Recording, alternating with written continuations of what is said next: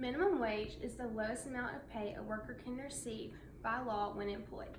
Since 2009, the national minimum wage has been $7.25. There has been a current push to increase minimum wage to $15 an hour.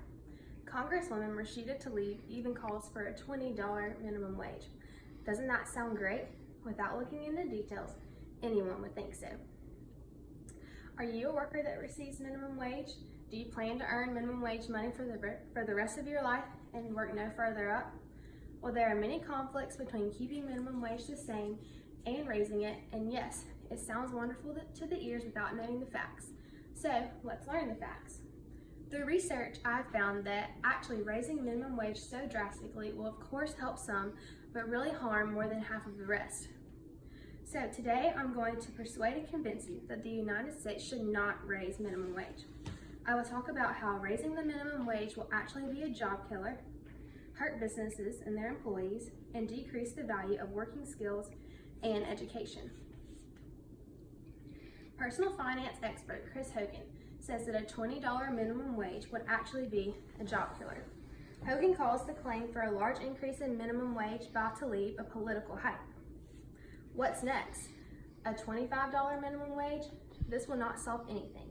It will only call for less jobs for entry-level positions, doing a very large disservice to people.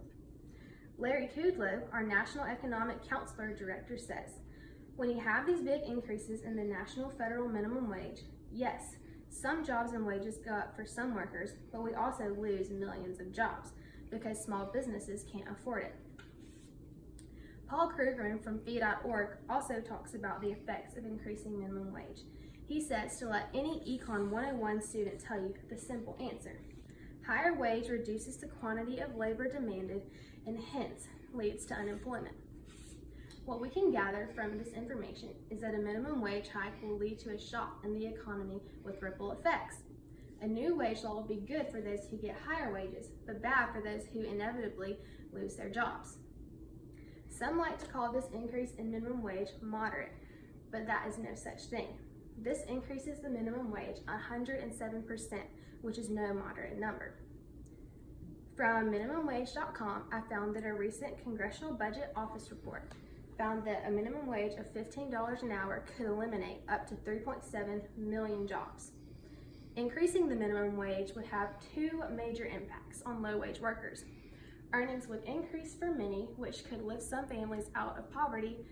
However, on other low-wage workers could become jobless and their families would drop below the poverty threshold.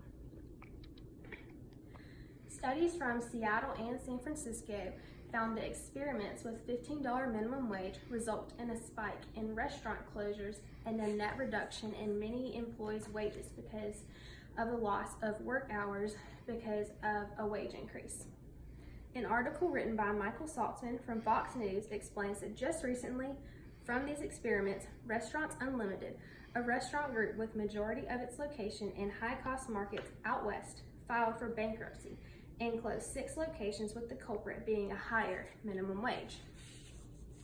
To further show evidence to anybody who thinks that a spike in minimum wage is a good policy to implement, research shows that even people who were at one time supporters of a $15 minimum wage have rethought the goodness of this policy.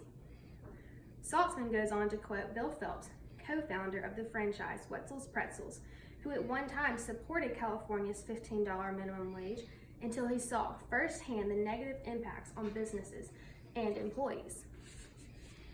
A man named Jack Kelly from Forbes.com reasons that raising the minimum wage has a number of serious and negative unintended consequences.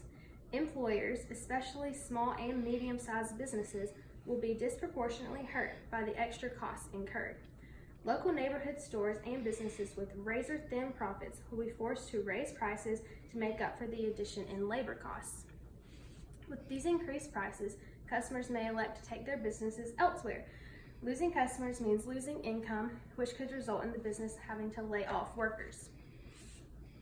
For businesses to help themselves and avoid going bankrupt, they will be investing in technology to displace workers. For example, Amazon just recently opened a prototype called Amazon Go stores that are self-described. as a new kind of store featuring the world's most advanced shopping technology. With this, there are no lines and no checkouts. Food chains and large department stores will follow this trend of implementing self-service checkouts to save costs, therefore saving themselves. This takes away jobs from many people that need them the most. Raising the minimum wage puts less value on skilled labor. If the average person figures that they can make a decent living off an unskilled labor job, which applies to most minimum wage jobs, what drive is there to strive for more? Why would anyone make an effort to become more skilled at their work or strive to receive a higher education when they can rely on making minimum wage for the rest of their life? Let's say that someone has an unskilled labor job, such as working at McDonald's, and minimum wage is still at $7.25. And then an electrician's helper, who is a skilled worker, earns $15 an hour.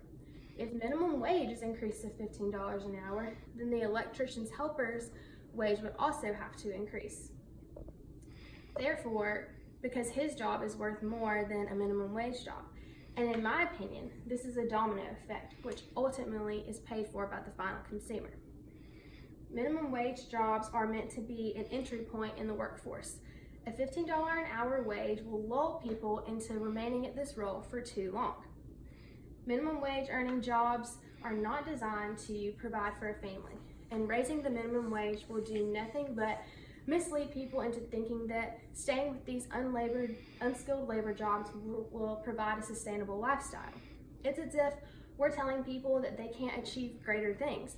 We're telling people that it's acceptable to remain at a minimum wage job. Jack Kelly from Forbes.com says it best. Instead, we need to focus on encouraging people to think of these jobs as a starting point towards bigger and better things. So today I have talked to you about the current situation with minimum wage our country is struggling with. I've explained to you why hiking the minimum wage at a rate such as even $15 an hour will cost our country millions of jobs, many businesses, and encourage working people that it's okay to stay where they are and not strive to do more. Now that you have learned from my research that we should not be raising minimum wage at such a hike, I hope you can clearly see and understand the negative effects and unintended consequences it would cause our great country.